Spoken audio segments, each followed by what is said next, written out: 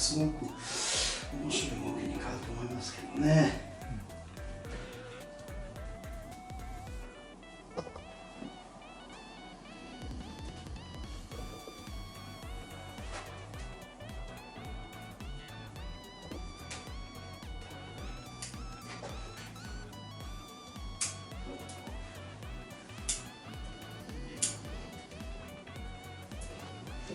こういう立ち枝をね、こうやって使いこなすとね、動きのある枝に変わっていくんですよ。こういう枝ね、こういう立ち枝切る必要ないんですよ。こういうところで配置をしていくと、ちゃんと動きのある枝に厚みのある面白い枝に変わっていくんですよね。こうやって使いこなすとね。どうも皆さんがね、抵抗あるところだと思いますけれども。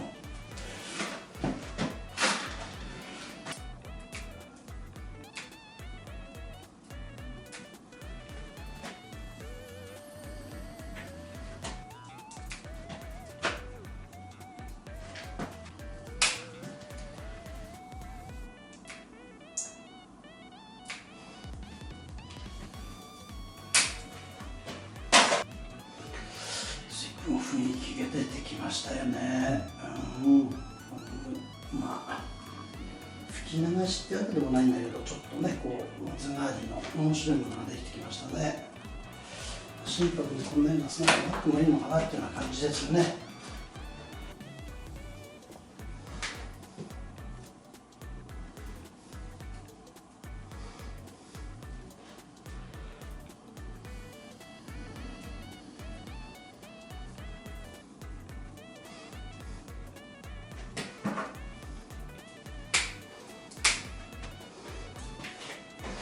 面白いと思ったけどやんないね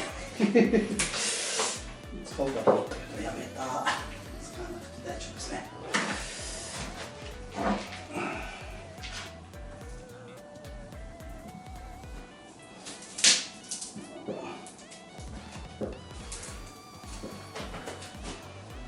こういうふうにやるとね、これ自然っぽく見えるんですよね。こういうささくれになってシャリが残っていくと非常に味がいいですからね。いやね、あれだけの木の中にこれだけの姿になるものがちゃんとあったってことですよね。これね面白いですね、やっぱりね。でもここからがスタートっていうことですからね。いつでも言う通りね、随分変わりましたね。まるっきり知らなければ違う木かと思うくらい変わっちゃってますよね。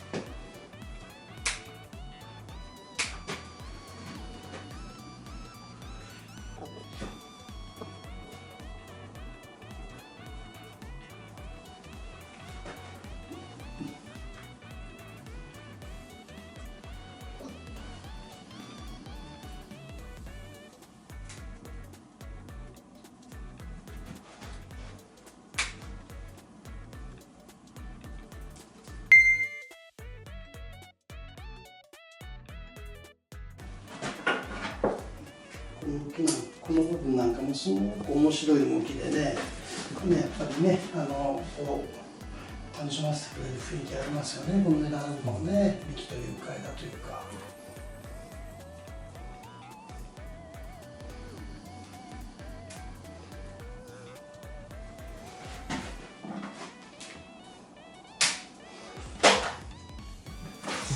おつな枝になりましたね。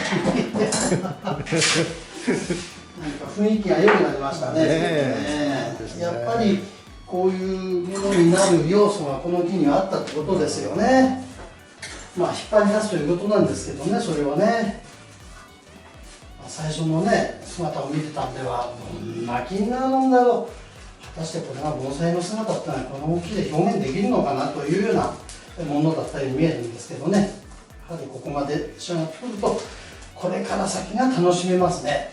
まあ、おそらく1年つったら随分雰囲気変わってきますから、もっとまた雰囲気のいい鉢へ合わせるなり何かして、楽しみながら作っていけばまたね展示会も出せるんじゃないですか。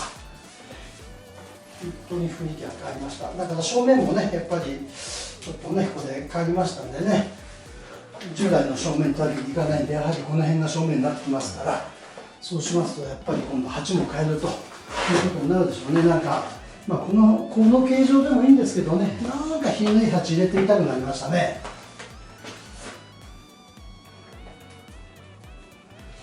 紀州心拍であってもこういう雰囲気が出てくるとやっぱり楽しめますよね、木としてね。いい流れですよね。立ち上がりからね。いい流れですよ。面白いですね。もうちょっとこう、いいかもしれないけどね、もうちょっとね、咲いてもいいのかなというところがありますけどね。まあでも枝っていうのはね、枯れた枝は十分なんですよ。そうですね。だから枯れた枝があったんだけれども、枯れてても何ら不自然でも何でもないですよね、今こうやって作ってしまうと。やはり木っていうのはそういう面白いもんですね、盆栽っていうのはね。でやはりこれで今度ね、この棚をね、ぼったり厚くするとこういう木って味なくなりますから、やはり薄くこの枝の表現ができるような木作りしていかないと、ぼったりさせたらもう幹が細いですから、足割りが全部飛んで消えちゃいますから。だからその点はこれから気をつけて管理していくってことになってるんじゃないですか。紀州心拍ですから、そういう薬になる木だなんで、今おっしゃってることはそういうことですね。そうなんです。ほっとくとね、どんどん玉になってっちゃうんです、この棚が。もっこり。そうすると、ちょっとこういう木の姿に対しては、アンバランスになりますからね、やはりそこを気をつけて、これから管理するってこと。まあ、でも、それがこれから楽しみになるんじゃないですか、この木に対しては。そういうことを楽しみながら作っていくという。まあ、2年もかけちゃったら、本当に雰囲気が変わってしまいますからね、この木は。だからこうやって今回見ていただくと、ダメな木なんてあるのっていう雰囲気になってしまうんですよね、盆栽っていうのはね。ダメなんじゃなくてどう作りこなすかなんですよ。その木の面白みを引っ張り出して。だからそこにはやっぱりこだわりというものも必要ですけれども、理屈のこだわりはあまり持ってるとこういう木は作りきれなくなってしまうんじゃないですか。ね、こんな感じのものがあったら本当に楽しいですよね。また心拍だけに余計珍しいですからね。将来っていうか1年もしたら展示会出せるんじゃないですか、また。あとはね、この肌をまたきれいに磨いてあげますとね、これ真っ赤になるんですよ、これ、紀州心拍でも。きれいになりますからね、これ。なんかこう紅色のちょっと薄手の、ね、そうですそうです、光ってきますよね。これがねまた紀州の独特のまた味のいい色が出てくるんですよ、磨いてあげると。ちょっとこうやってね、また時間があればね、こうやって磨いてあげて丁寧にねやってあげれば、そう雰囲気が変わってみますよ、これ。皆さんこの木どうなるんだろうって皆さん随分注目してたって言いますかね、作ったの見てみたいなっていう方が随分いらっしゃいましてね、今度仕上がったの見たらまた皆さんと思って楽しんでいただけるんじゃないですかね、この木は。だから幹も太らせてもダメっていうことですね。枝もこれ以上太らせたくない。やはりこの枝の太さ、この幹の太さを維持していくことがこれから課題として求められるんじゃないですか。これ太くしちゃったらもう味もそっくもなくなりますからね。でこれだけ枝抜いてますとね、枝っていうのはそんなに太らなくなると思いますから、やはりその辺も大事にね、これから管理していくということ。それとやはりこういう枝の使い方なんですね。ちょっと立って動いてる、ちょっと立って動いてる。これをまっすぐに持ってきたら味もそっちもなくなってしまいますから。だからその辺もやはり木を針金をかけて楽しむ方にはちょっと学んでいただければなと思いますね。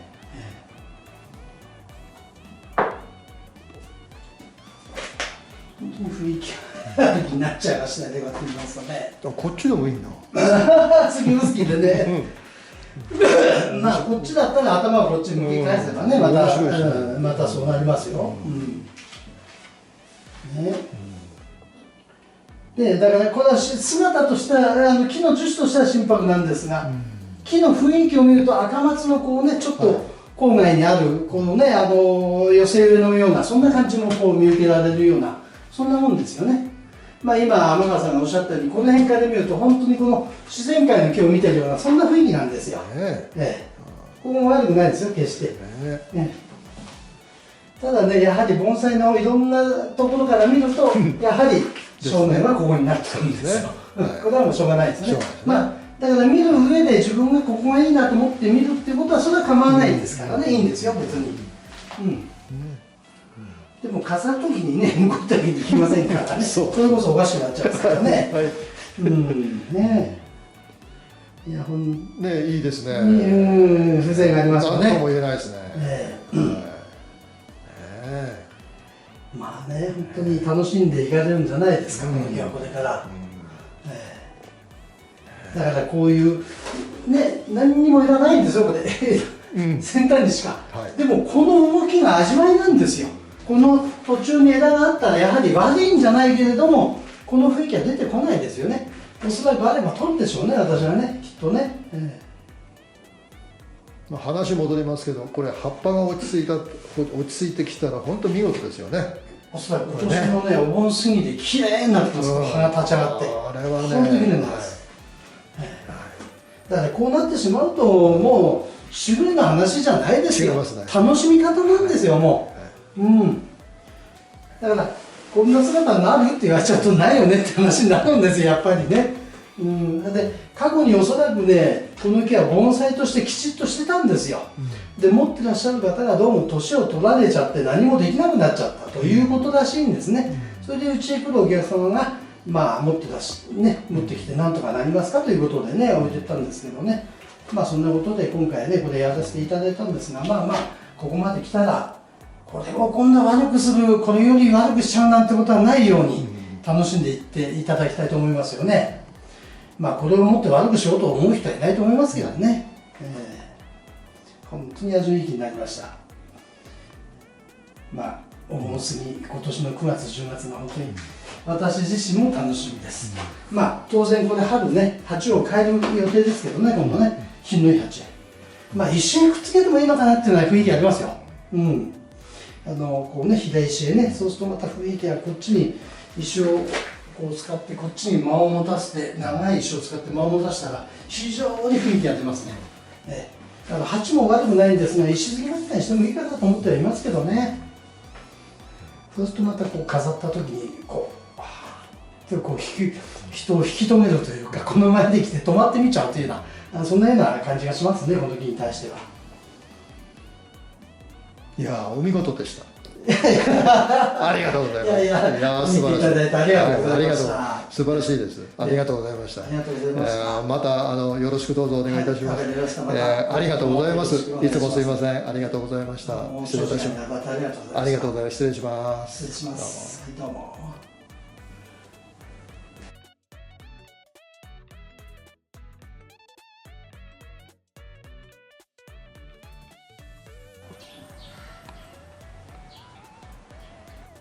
西川さんすいません。実はですね、コメント欄の中にですね、こういった質問がございまして、先日の長期にわたるそのダメになりそうな木をですね、まあ五葉松なんですけども、その木で、2000年にですね、五葉松の葉っぱがやたら、長くなって、赤くなってふるっちゃうような感じになって、で枝がしけていくか枯れちゃったんですね。で元気になったんですよという、でその元気になるその経緯みたいな、その復活していった経緯みたいなものをちょっと五葉松の件でちょっとお話ししていただければと思うんですけども、はい、わかりました。はい、ちょっと一つよろしくお願いしたいんですが。はい、わかりました。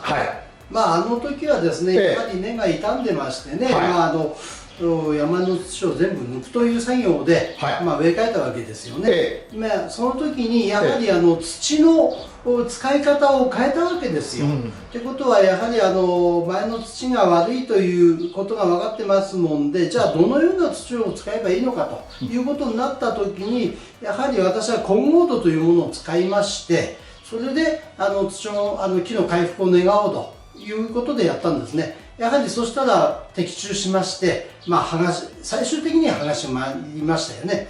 だけどそれにはやはり日頃の管理っていうのはございまして、じゃあ土を混合土に変えればよくなるんですかっていうと、基本的にはそこにあるんですが、やはり日頃の管理で、水のやり方、置き場所、肥料のやり方、これがやっぱり左右してくるんじゃないかなと思います。やはりそうしますと、まず日向へ置くということが条件ですね。でなるべく春先の芽が上がってくる5月6月ぐらいの時に葉水をあまり与えないということ。葉水を与えますとどうしても軸が伸びてきて葉がやっぱ伸びてしまうんですね。そうすると根元の水はやるんですが、1日1回はたっぷりやります。それで調整をしていくと。じゃあ暑い時はどんなやり方するんですかということになるかもしれないんですが、基本的にはもう土の条件を良くしてますから1日1回朝たっぷりやるということで、葉水はなるべく控える。外に置いてありますから雨が降ってしまえばこれはしょうがない。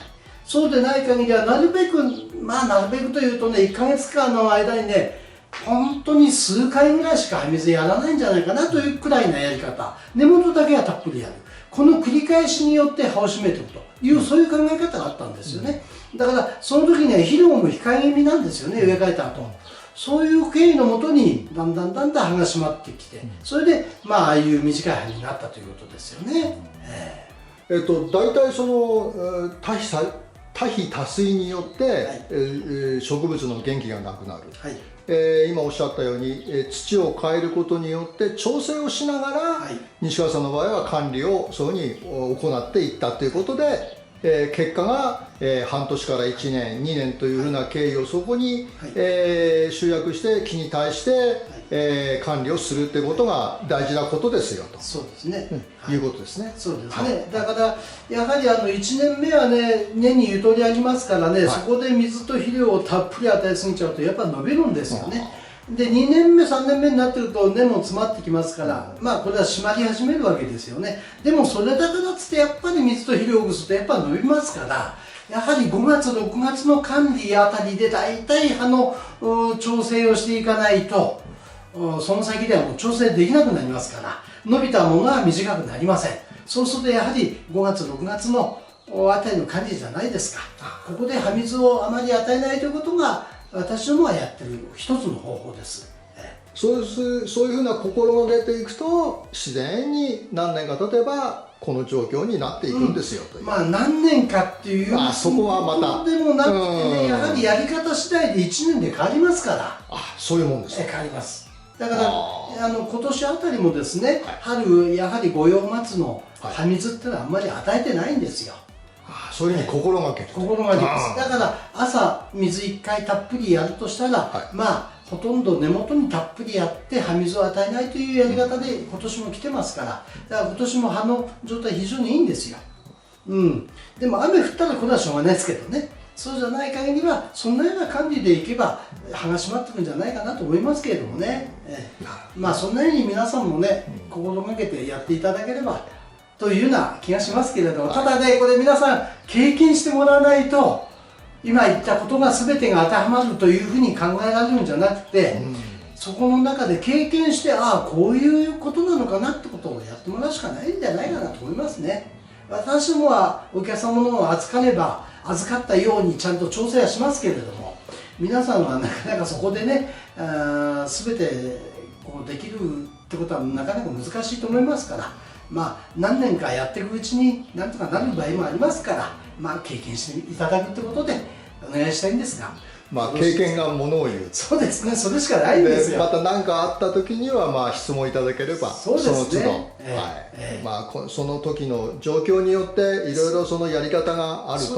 ただこの中でいう先日の動画の中でのことはそういったことでご理解願えれば。そうですね、そんなところが今回言えることかなと思いますんで、すいません、ぜひお願いいたします。ありがとうございました。すいません。どうもありがとうございました。またよろしくお願いします。失礼いたします。失礼します。どうも。